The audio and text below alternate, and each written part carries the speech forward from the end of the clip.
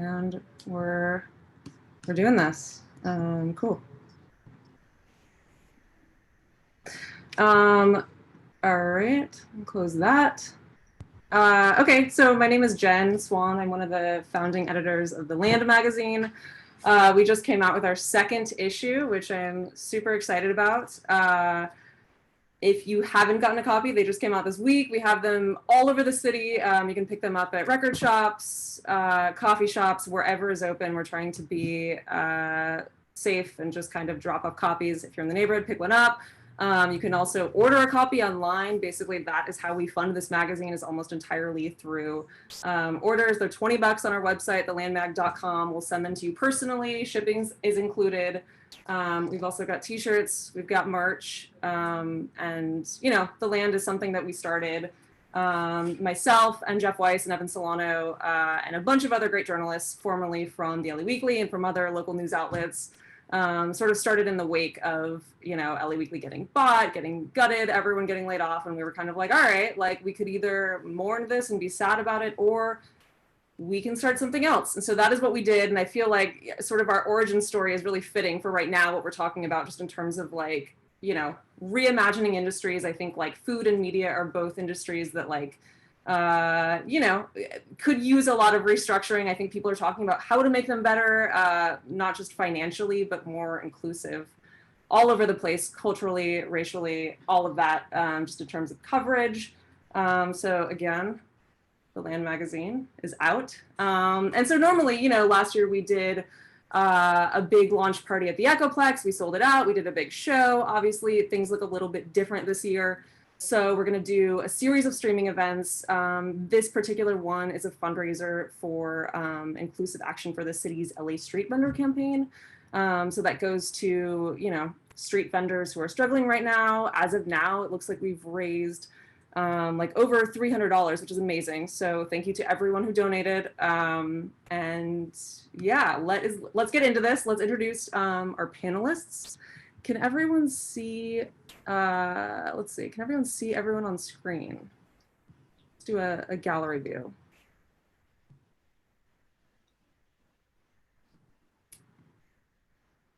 Let's see. Okay, so I'll just get into it. So we have Tien Nguyen. She's an award-winning food journalist, critic, and writing consultant. Her work has appeared in the LA Times, LA Taco, the old LA Weekly, which we no longer speak of. Old LA Weekly. She worked with Roy Choi to co-author his 2013 memoir, LA Sun, along with Natasha Fan. More recently, she has an excellent newsletter on Substack, which I highly recommend. It's called Tien, T-I-E-N, at substack.com. We also have Samanta Helou-Hernandez, is a bilingual multimedia journalist, photographer, and producer covering culture, identity, gentrification, and gender.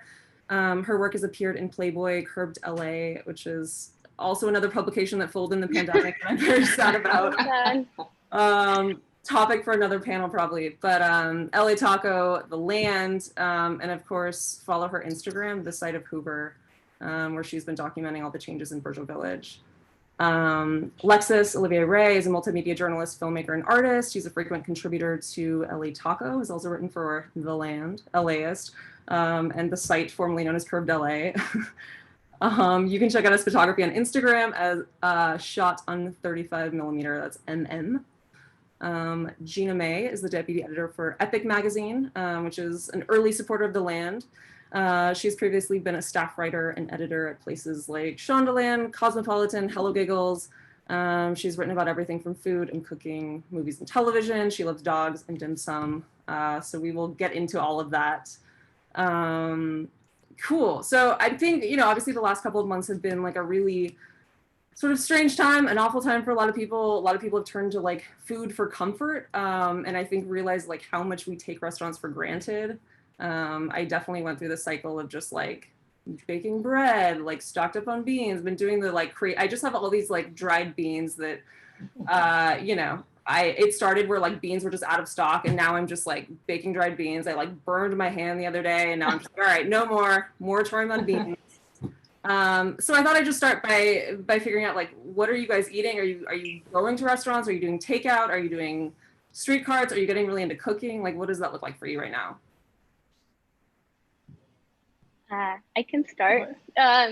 So yeah, I think in the beginning of the pandemic, I was kind of unsure of what was safe in terms of eating out. And I am someone that like to support a lot of local restaurants and businesses. I live in East Hollywood, so super diverse and lots of delicious food in Thai Town and Little Armenia, and then here in Virgil Village.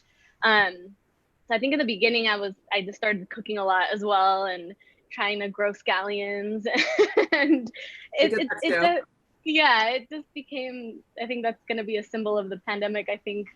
But yeah, I think my relationship to food changed a little bit. I started cooking a lot more, and it became kind of like a reprieve. Just chopping vegetables was something that became really relaxing amidst the stress of everything going on.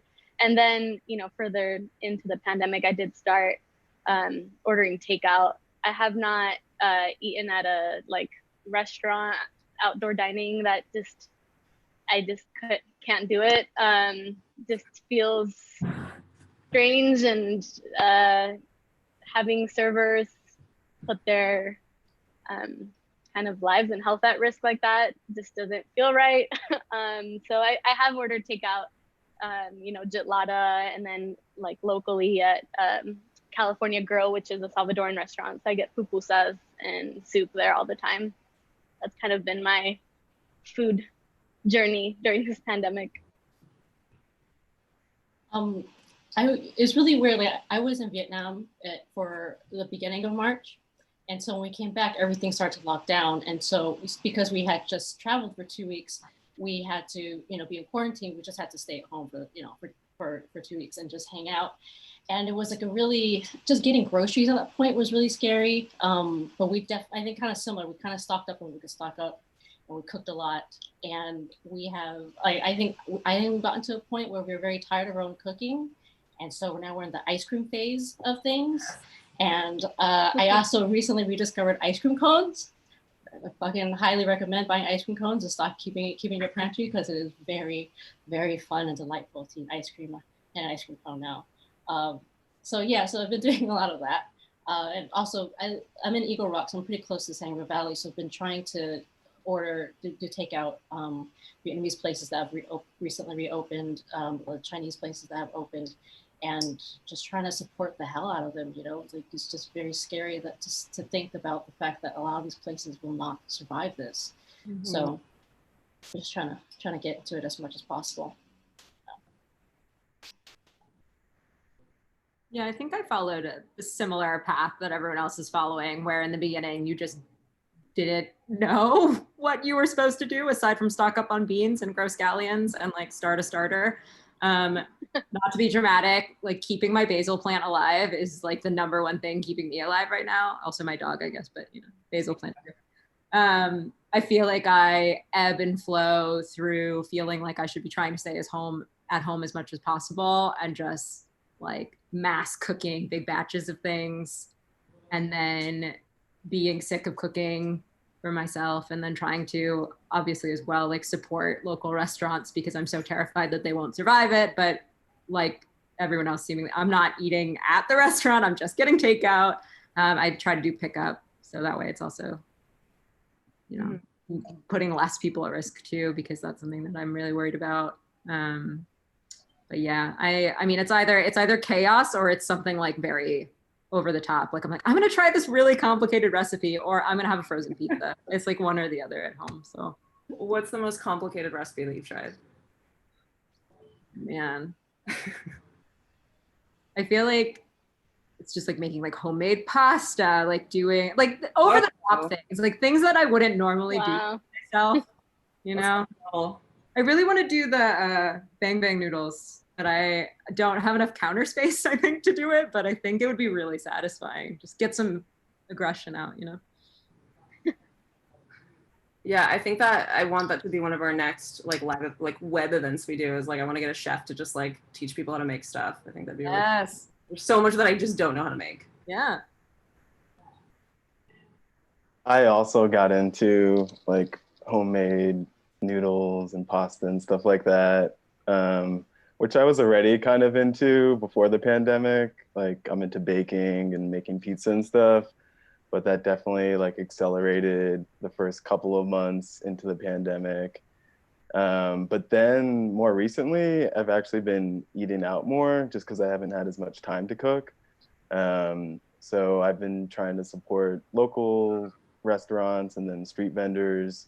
And yeah, I mean, just kind of out of like necessity of time, I just haven't had as much time to cook. So I turn more to like local vendors and street vendors.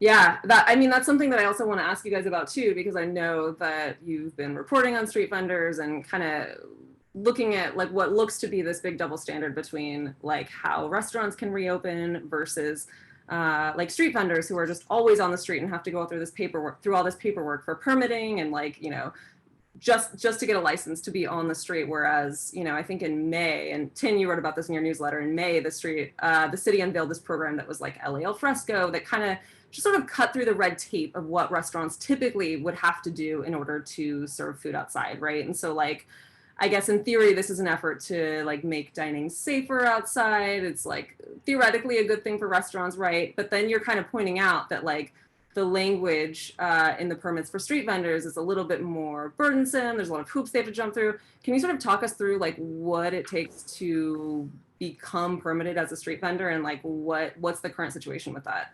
Sure. To be even before the pandemic and even now, in order to get a license to legally sell food on a sidewalk, you need 3 permits. There's a street vending permit, there's a seller's permit, and there's one more, I think it's a county department of health permit. And each one of them on their own is a real pain in the ass to get. And I think that's true of all permitting, right? Like all permitting, all restaurants have to go through this very annoying process to get their stuff, you know, get all their things stamped and everything. Mm-hmm. So what is frustrating about the street vendors program is that there's a lot of conflicting rules. There's a lot of rules that don't quite capture the entire picture of street vending, the gamut of the different types of carts that people have. Like there's lots of rules about the size of the cart you need to have. There's lots of rules about, you know, what you can and can't sell on that particular cart. And some of these carts don't exist. So like if you have you want to serve a certain type of food, you need a certain type of cart, but that cart doesn't really exist yet. So there's a lot of multiple layers of frustration before the pandemic, right?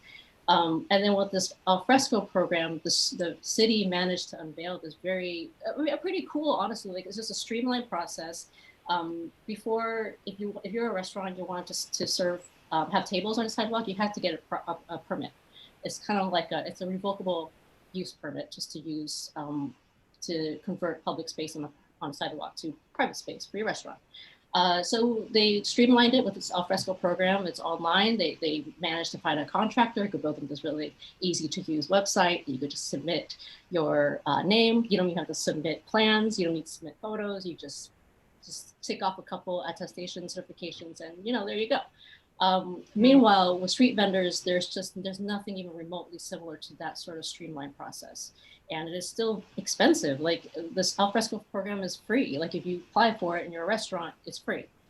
For street vendors, again, you still have to pay all these really high fees. And, you know, as far as, I mean, I just checked, when the street vending laws passed, there was a 6-month phase-in, right? So if you got your permitting, you could get the permits for like $291 or so, and it was, it gave you 6 months to do that. So after July 1st, the rates would go up to like $500. As far as I know, that rate is still, is July 1st has passed, obviously. If you look at the street vending website, it still says get your permits before July 1st. So you kind of see where the city's priority is. There has been a motion in the city council to extend the lower fees until next year. But as far as I know, and I was just looking it up before we got on this Zoom call, but the last movement I saw on it was June 30th. So if things have changed since then, please, I don't know if public counsel is on the Zoom call, but if you all are on, so you could correct me, but at least according to their website, you still have to pay increased fees now.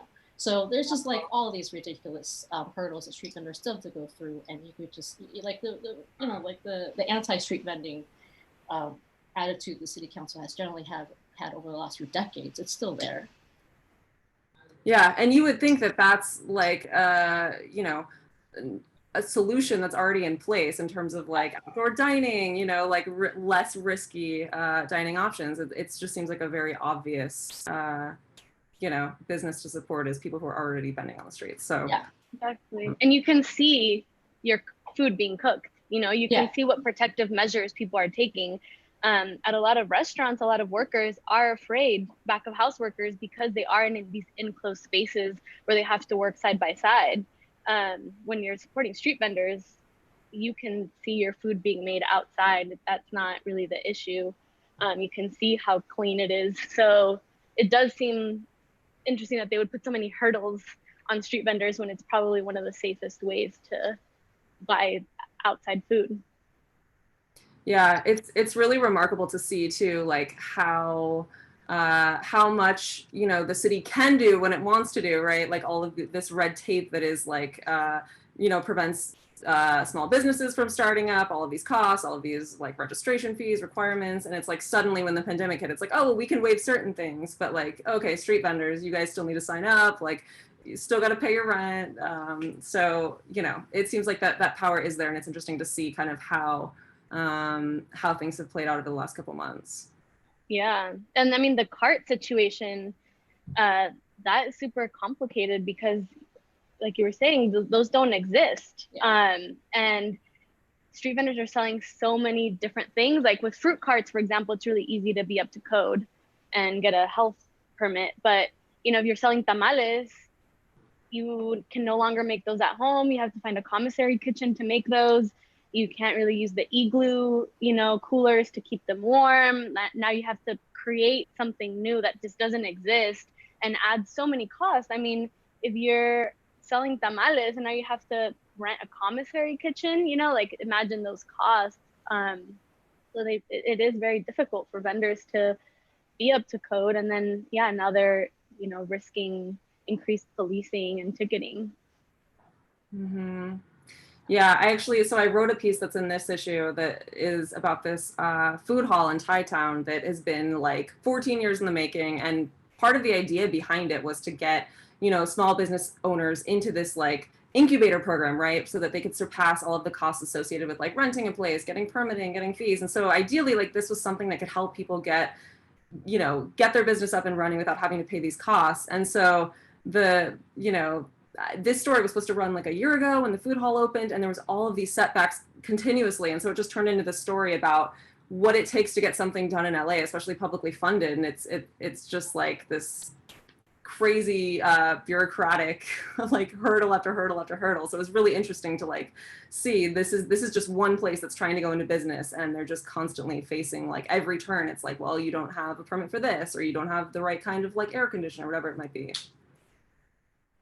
Yeah, I mean, I'm really glad you wrote that story because the Thai Town marketplace has been like it is one of the great stories. Like when it gets up running, I'm going to say when because I have faith that'll happen.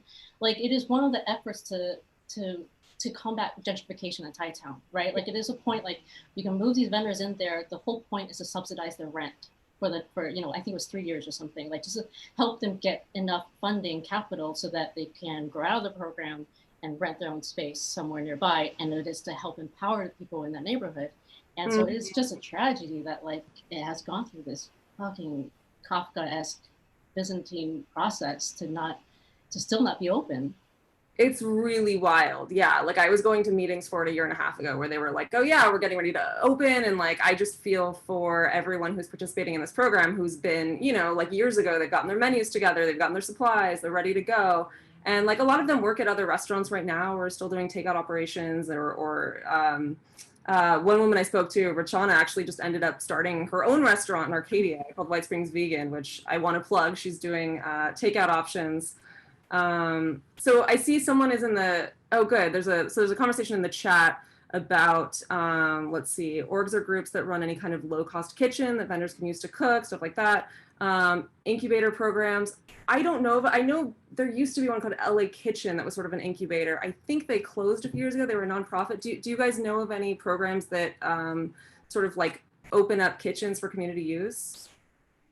Not that I know of. I know there were efforts in the past, but there is a really stringent, there's all sorts of, again, just to go back to red tape, there's a lot of red tape, I think. And so I know there were attempts to do it before. I haven't heard of anything recently, personally. Yeah, I think Inclusive Action was actually trying to figure out like ways to use space to create commissaries that could be used by various vendors, but I'm not sure where that ended up. But I know they were trying to figure out, like, once legalization happened, how they could support vendors through this really complicated permitting system and commissary kitchens and carts. But I think obviously with the pandemic, things just kind of halted. And Samantha, you've also been talking to vendors in Virgil Village, especially on this side of Hoover. I know you had a post about a street vendor there who was, I wonder if you could just sort of give us an update, right? Because there were a number of factors where I think you said he was debating, possibly moving back to Guatemala. But how are street vendors faring in general? Can you sort of like talk us through what it's like right now? Yeah, I mean, I interviewed Luis Perez Gomez, who's an immigrant from Guatemala. He came here 2 years ago and he worked construction for a while, but it was really unsafe. And I think he saw, that he was street vending in Guatemala and he kind of wanted to do that again. He saw that corn, like elotes with the mayo and the cheese and stuff, sold really well, even though they're more of a Mexican snack. He kind of like taught himself to make them, and also shaved ice. So he, built out his own cart, and he's been vending for almost a year and a half around Virgil Village. He actually recently passed by right before the panel started. I can hear him with his bell. And yeah, his main source of business, because he also sells snacks, and obviously the shaved ice, they're really popular with kids in the community. So he usually sold, his main source of business were kids buying snacks after school and buying ice cream after school, or shaved ice after school. And he was already having a little bit of trouble parking his cart right in front of new buildings or renovated buildings. He got kicked out a couple of times from the sidewalk, but was able to find other spots, and he's mobile on his bike. But yeah, when the pandemic hit, he says his business is down 80% because he relied on kids, and they're not in school anymore. So he's still making the rounds. He works like from 2 p.m. to 8 p.m., sometimes 9 p.m. When I caught him last time, I took some photos, it was like 9:30, and he parks his car in a local church, and he uses their kitchen to clean his equipment and store his food and everything.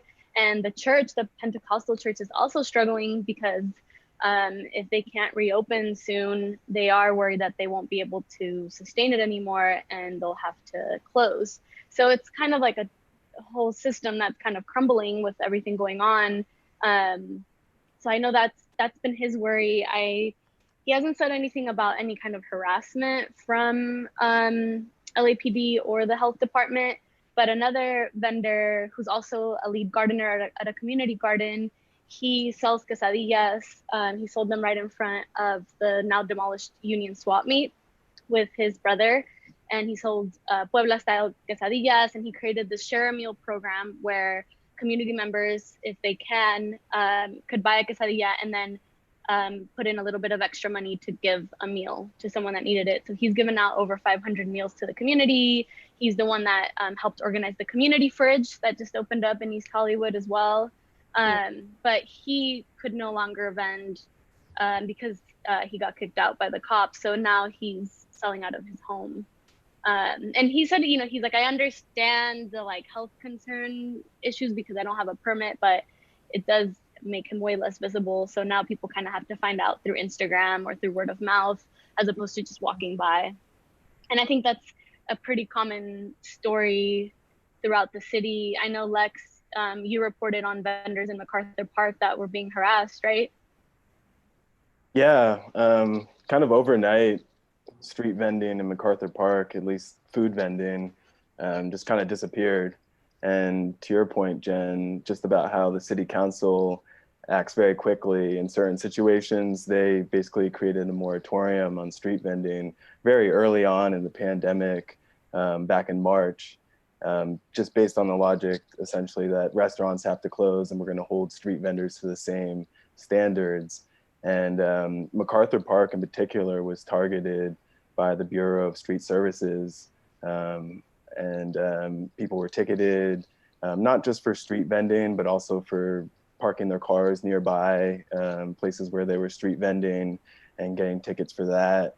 And more so, they just created a presence in the neighborhood and used, I would say, intimidation tactics to drive vendors out of that area. And for months, there were essentially no street vendors in the parts of MacArthur Park where you typically see lots of street vendors. And since then, most of them have returned, which is really nice to see. But there was many weeks where people were being ticketed, cited, and unable to make a living.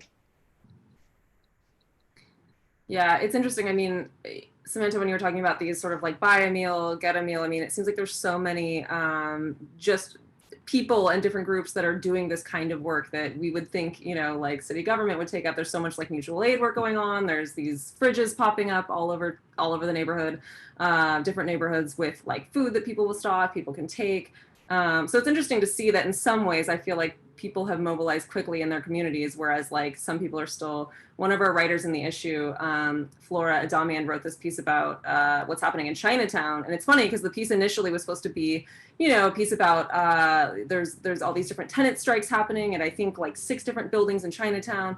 And then of course, like as the pandemic hit, it became about mutual aid efforts and the fact that like Chinatown no longer has its own grocery store because the rent went up. And so you have all these groups who are, I think like Chinatown Community for Equitable Development is one of them. You have these groups that are like delivering groceries and hot meals. And I think, you know, they're saying like the city's program didn't move fast enough. Like people are hungry. We need to get food to people.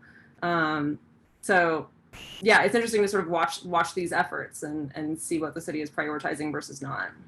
Yeah, and also seeing just kind of, I think we kind of already knew this, especially if you're writing about street vending, but like just the intersection of food and street vending and restaurants with policing and gentrification, like they're all tied together. So I think that's also, you know, like Luis would get kicked out of the renovated buildings, and then there was increased policing of street vendors during the pandemic, which obviously leaves Black and Brown communities in a dangerous situation, potentially dangerous situation. Yeah. And you've obviously been writing a lot about street vendors in Virgil Village in particular, right? And like this is a neighborhood that I think you can just see looking at your photographs. There's all of these sort of changes. There's a lot of contrast between people and businesses that have been there for a long time versus newer businesses. And of course, one of the businesses there that has become synonymous with gentrification is Squirrel. And I think probably everyone in LA by now, and maybe the country has read your piece with Lexis on Squirrel. It's on our website now.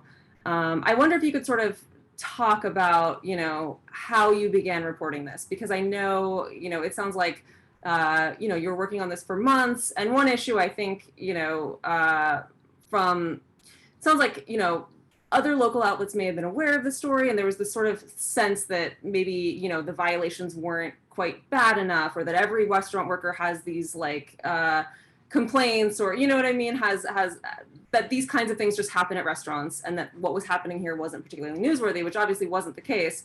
So how did you go about reporting this, and how did you decide this was something that, like, you know, oh, there is something that's a little bit different that's happening here and we need to pursue this? Well, I started kind of writing about Squirrel on this side of Hoover like 3 years ago, because it came to my attention. A longtime community member, Pablo Goldstein, he wrote a McSweeney's piece on Squirrel. I think it must have been 2016 or 17. And when I interviewed him for this head of Hoover, he told me about this Eater article where Coslow calls Virgil and Marathon a shitty corner.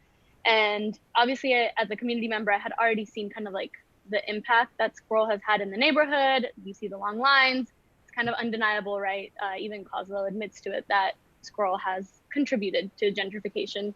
So I did post about that specifically, but it wasn't until the beginning of June that I started to see a lot of former employees and the Squirrel Anonymous page start to comment on Squirrel's page about all these grievances.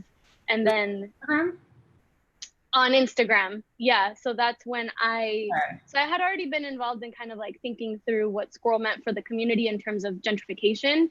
And then I started to see all the grievances on Instagram. And then I found out that Lex had already been reporting on some of these issues since April, right, Lex? Yeah, since yeah. yeah. So I started working on the Squirrel story back in the end of April, and an editor at a different publication approached me about looking into what Squirrel was doing with the Lee Initiative. So in early April, they transitioned from being a restaurant into a food bank through the Lee Initiative. And initially, it was really just a story about how the Lee Initiative worked and like where the money came from, who it went to. And at the time, the some employees of Squirrel had already started this GoFundMe. So it was like this kind of competing ways of dealing with the pandemic. The employees started GoFundMe and tried to crowdsource funds for themselves, but also for workers that might not qualify for benefits. And then quickly Squirrel transitioned to this Lee Initiative, which was supposed to help restaurant workers that were unemployed. So initially it was really just a story about that. And then it kind of snowballed and turned into something else in June, actually after the protests and demonstrations, when Squirrel and a lot of other restaurants were addressing their position, their place in these systemic issues. And Squirrel made a statement, and as Sammy was talking about, a lot of people had stuff to say about their position on things. They basically announced that they were going to donate 1% of their quarterly profits to several Black organizations, and people just came at them in the comments, and that kind of reframed the story a bit. And that's when I linked up with Samanta and we joined forces, and yeah. Yeah, it was an intense process to say the least. We interviewed, I think, like 21 people total. And yeah, I think we shifted focus on what it was initially going to be because we started hearing all these other allegations, and it kind of became this way larger piece that kind of told the story about the restaurant industry at large, looking at Squirrel as kind of like a microcosm of that, right? So issues with gentrification, with unsafe working conditions, performative allyship, lack of support. Like these are all issues that you can probably find in a lot of other restaurants as well. And Squirrel was kind of like the lens with which we looked at those issues. Yeah, it's interesting. I think it's probably not coincidental that I think a lot of these allegations at Squirrel and elsewhere are coming out in response to Black Lives Matters posts or messages of solidarity where workers don't necessarily feel like that aligns with what's happening, in the kitchen or anywhere else, like in, outside of the private or the public sphere. Yeah, exactly. I mean, with the GoFundMe, for example, I think a lot of the employees felt like because Jessica Kozlo didn't want the Squirrel name or brand attached to the GoFundMe. And I think that's really what sparked that was kind of like the last straw for a lot of the former employees, where they felt like Jessica was doing this Lee Initiative, which was, publicly looked great, but then behind closed doors wasn't supporting this like internal attempt to fundraise, which a lot of the employees said one of the main reasons they wanted to fundraise was to help workers that couldn't qualify for, social services, and kind of help them with like hazard pay and, just help them out. So I think that kind of was something that felt like performative to them. And then obviously then there was the post amidst the uprisings. Right. And I think this all plays into, like, I know this is something that Tien has been writing about a lot in your newsletter, just this idea that you know the owner or the chef or like the outward facing face of the restaurant sort of controls the narrative in terms of PR, right? So like, okay, we're giving to this fundraiser or nonprofit or whatever that might be, but you don't necessarily know how the workers feel about it. You don't really know how things are run at that restaurant. And so often there's this kind of like unfortunate tradition of food media taking these press releases at face value of just like, here's the chef, they're doing this, they're doing that. And obviously it's something that like, I get it. I think like we all work in media and we know that like people want to read about like big name chefs and see what they're doing, and those things drive traffic and there's interest in them. But how are we, like, I think part of this moment is reimagining not just like restaurants, but also like in terms of media and like holding media accountable. Like, are there ways, for example, are there publications that you've seen or writers that you've seen that are kind of writing about food in a way that's less about the chef, about the press release? Like, are there things that media can do to kind of get away from these tendencies of just like, oh, cool, here's a thing that happened, let's write it up, without kind of fact checking it? Yeah, I mean, I think so. I do think that it would take a fundamental shift in perspective, right? Like just to go back to what you're saying in the beginning, that some outlets had passed on the story because they didn't think it was newsworthy enough. I mean, I didn't know that when I wrote my newsletter piece. So when I heard that, I think I was very enraged. And I think I was enraged because food reporters in Los Angeles specifically will go after chefs to ask for their fucking opening date. You know, like that is like the stupidest fucking thing. Who fucking, like that is so frustrating. And like, I know many chefs, like just full disclosure, my girlfriend was a chef at a restaurant, she closed, and the aggressiveness in which a reporter went after her, which I thought crossed the line to blackmail. I mean, his higher ups apparently did not. But I thought, like, just the way he went after her was so aggressive, and from there, and then to hear that, these outlets, these same folks are not thinking that these worker concerns are as newsworthy, worth pursuing, worth even, like a more worth looking into, because, like, I can't help but see some sort of racism in that, honestly. Like, I think there is a lot of, I think when you talk about celebrity chefs and the celebritized, like who gets celebritized, like something I didn't hit on was, who gets celebritized? It's usually white chefs, right? Like these white chefs have names. We know Jessica Kozlow's name. There's really no reason why we shouldn't know the chef at California Grill. Like it's ridiculous that some chefs get named, some chefs get humanity, and some others don't. And I think part of that decentering that I think a lot of other publications are trying to do, which I think is really great. Like Whetstone's a really great magazine. It's run by Steven Satterfield up in, I think, Oregon.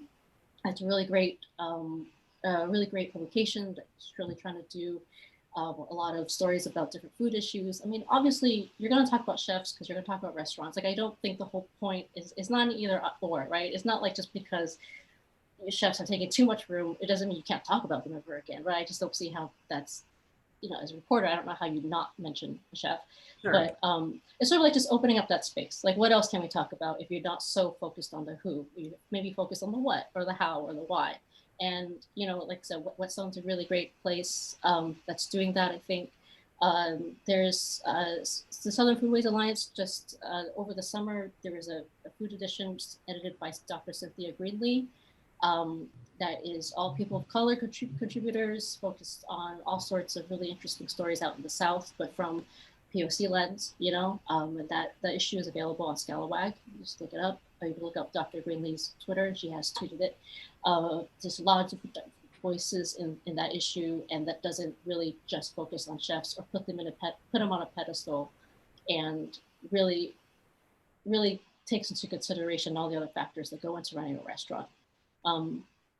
I think, I don't know, like, I think going off press release, like, I think it's, I mean, we all know, like, the part of it is just the internet culture of writing. Like, you just don't have time, and I think as freelancers specifically, you are not getting paid often enough. Like, fact checkers don't exist anymore. If you have an editor who could say that quote looks funny to me, can we double check it? Like, like if you have a conscious editor, a self-aware editor, that's great, but not everybody does. It's just easier, and I think there is a tradition specifically, like I think with newer media, like there is a reluctance to be adversarial, I think. Like there is I think you go back to the minimum wage debates, a few years ago, like so many chefs, like that coverage of the minimum wage in Los Angeles was so skewed to restaurants and chefs. And there are so many things that so many quotes chefs got away with, like they were able to talk about the law incorrectly, like they were not checked on it. Like there's a lot of things back then that people were talking about tipping laws that were just factually incorrect. And if you just didn't know that yourself and you just didn't know to check it, it just went. And there's so many stories about the minimum wage debates that are just flawed in that way. And I think it's kind of unfortunate that there isn't more of a system to double check that. Mm-hmm. Yeah, I think that this lack of looking into, past just the chef and also raising up the voices of the workers. One, like you were saying, Tien, that it's, about time. I think also a lot of these back of house workers, maybe they don't speak English, maybe they don't speak Spanish, but they speak an indigenous language. And are there reporters that speak those languages that can actually build trust and build relationships with those workers as well? So it's an issue of like inclusion and diversity within food media. And then, also with time, like it's not lost on me that oftentimes I'll be writing about worker precarity in like other industries. And once I publish this piece and I actually look at how long it took me to report, photograph, edit, and write the piece versus the rate that I received, I'm most of the time making below minimum wage, right? So even to do this type of story that I want to tell, which are deep, which do look into workers, which are complex and nuanced, I'm also risking my own livelihood at times, right? I have to do other things in order to be able to tell those stories. So it's like a parallel problem with both industries for sure, but it's definitely something that needs to change because we're just we're not telling the whole story. And it's really easy to tell this narrative of a chef and it's pretty and it's buttoned up.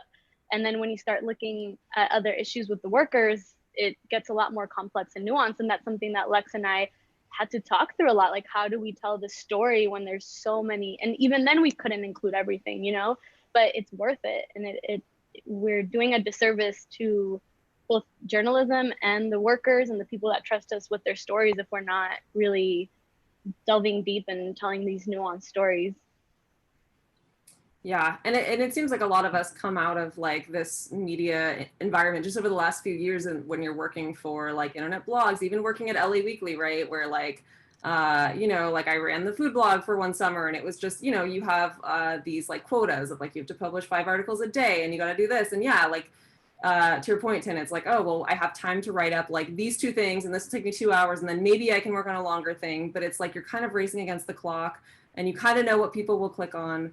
And it just it creates this atmosphere where you're just kind of like you feel like you're just creating content for like from the PR agency, and that's like I think that was one of the things too where like when we created The Land, it's like, oh well, LA Weekly did this, but like we don't have to do it this way, like we can do it however way we want. And like certainly what we're doing is like super grassroots, and there's no like formula for making that profitable. Like we're hoping to get there. We're trying to find a new sustainable model for it, but it's like whatever used to be working, even if it was profitable, it's like, well, that wasn't necessarily the perfect way to do it. You know what I mean? Like that, I think things just got like too out of hand.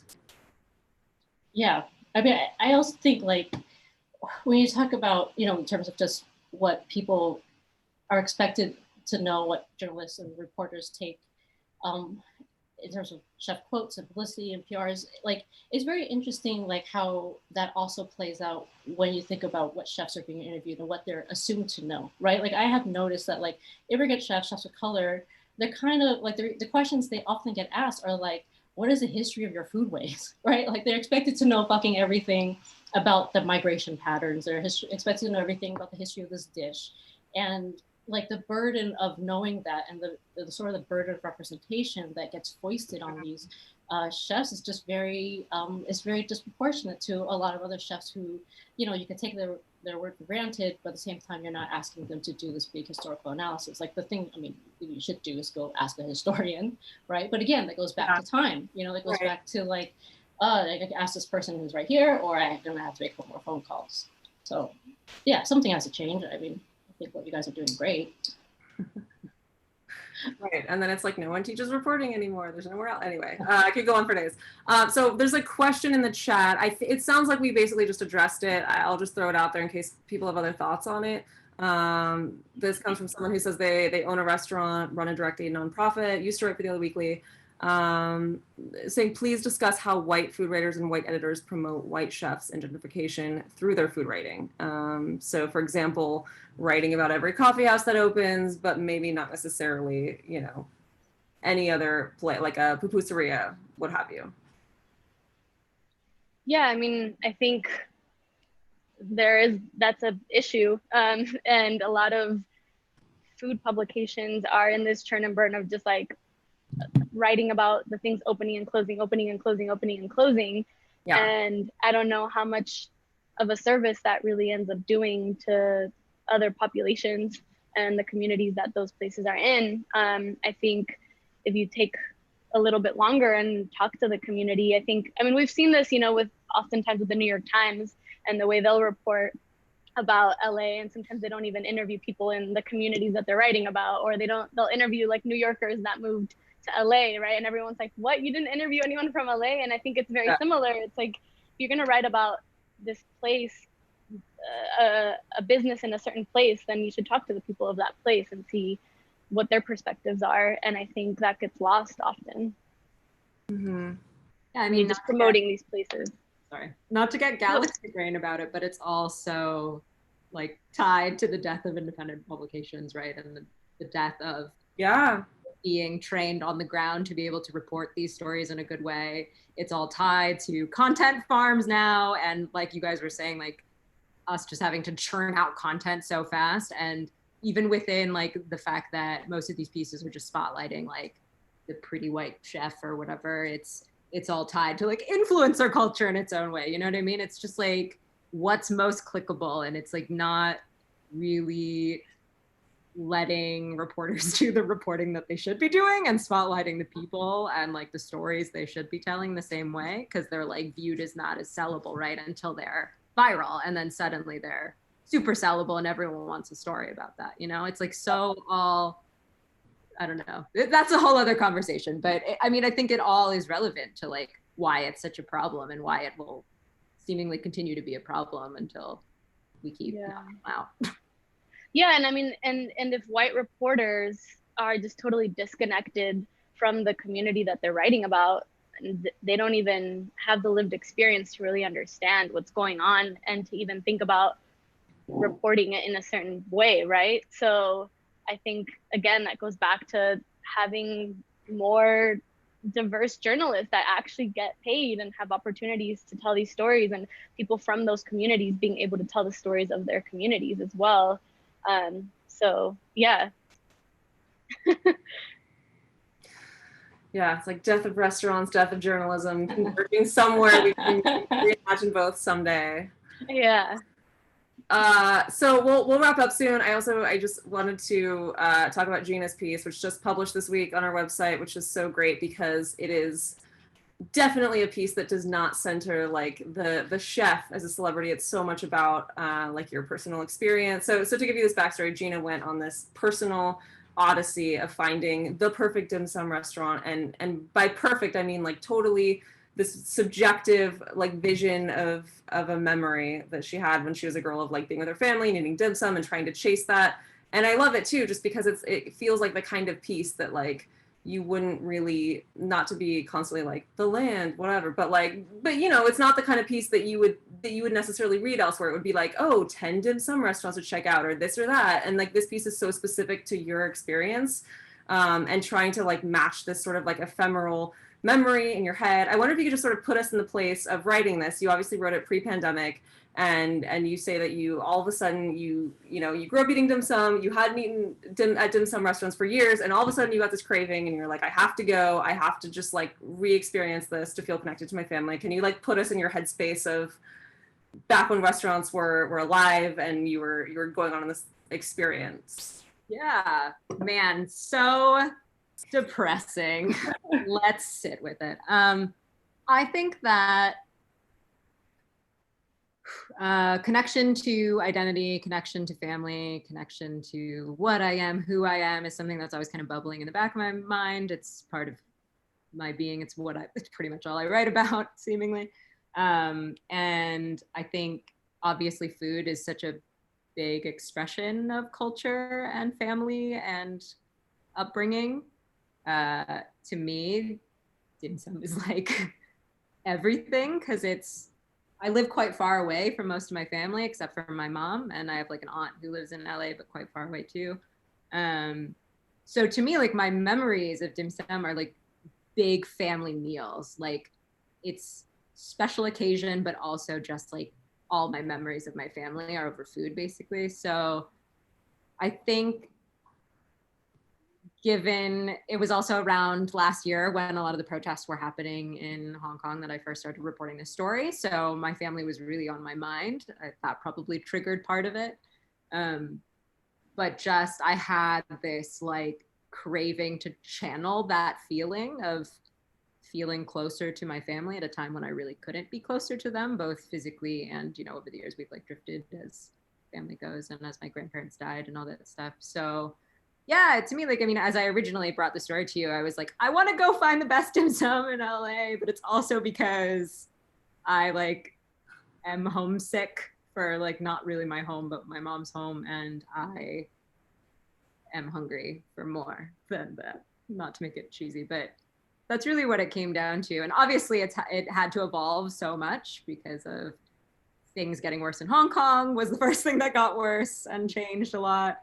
And then now there's a pandemic, so it had to evolve a lot. And suddenly it's interesting that like what I was chasing actually became like this much bigger thing, because the biggest appeal to me about dim sum specifically is that it is this very communal, loud, family, close together, just chaos meal. And that's like what I love about it. That is my memory. That is what makes it great to me.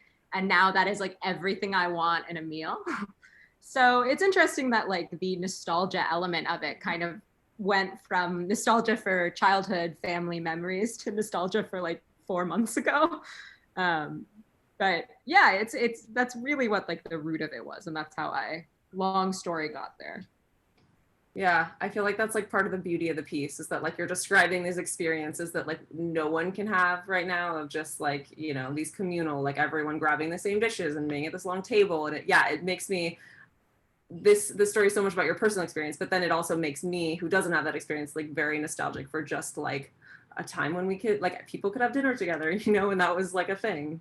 Yeah, I feel like it's interesting because I've been talking with a lot of my friends about it, not about my piece, but like about just missing eating together. Like I am so desperate to like for that first meal with my friends again around a table, just jam together. I don't know when that will be. I don't know when that's possible, but I think it's just a reminder that food is really something that brings people closer together and can be so powerful and significant, and in this quiet and loud way. So I think that's really what it ended up being about in the end, which is sad. Yeah, but it's hopeful. We can all look hopeful. I hope it's hopeful. That's my no.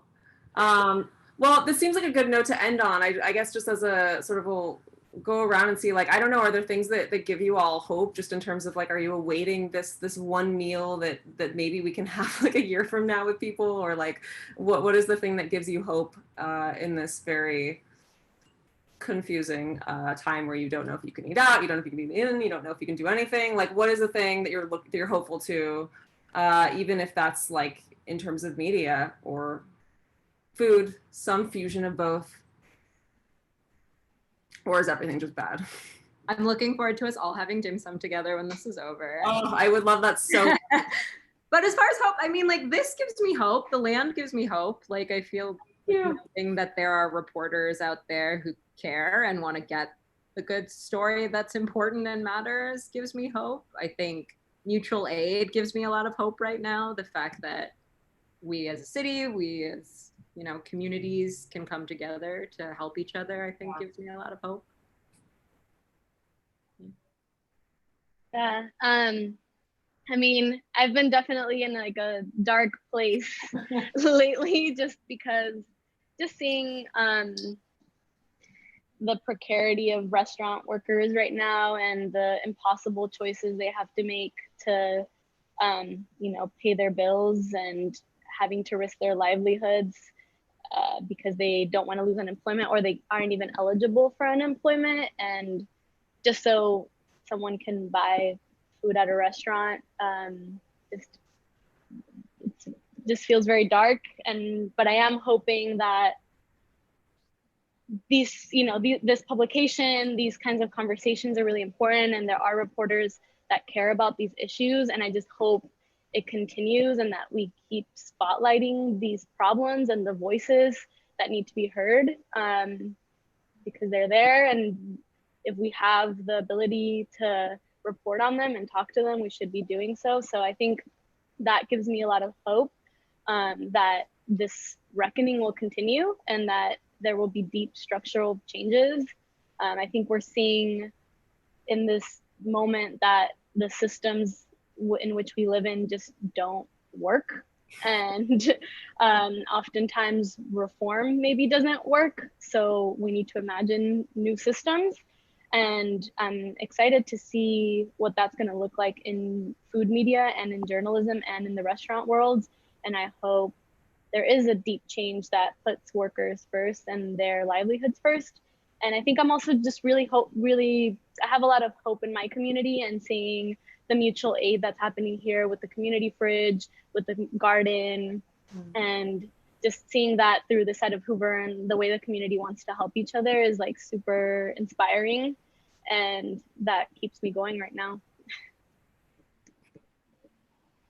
Yeah, I mean, go ahead. Go ahead. Sure. No, well, I was ahead, gonna just tack on. I also feel like it's a hard time to be hopeful, but I also think it's very important to be hopeful, because otherwise we're all just gonna spiral. I think I think one of the things that your squirrel piece did is that it has prompted, I think, a lot of writers and journalists and reporters to really think about the ways in which we write about restaurants. And I'm hopeful. I'm cautiously hopeful that it will spark a change going forward, that, you know, we'll have more mindful editors, that when there is an opportunity to hire, there's going to be that they're actually going to hire people with this background and knowledge, who can write about these things in ways that have a lot more nuance, because that person has a lot of not only lived experience, but, you know, like all this stuff that we're talking about, like learning all this workers, centering out workers, like it doesn't happen overnight, right? Like it is like something you kind of have to develop over years of practice. And I think I am hopeful that a lot of people are sort of, if they're not already on that journey, they're beginning that journey. I am very hopeful about that.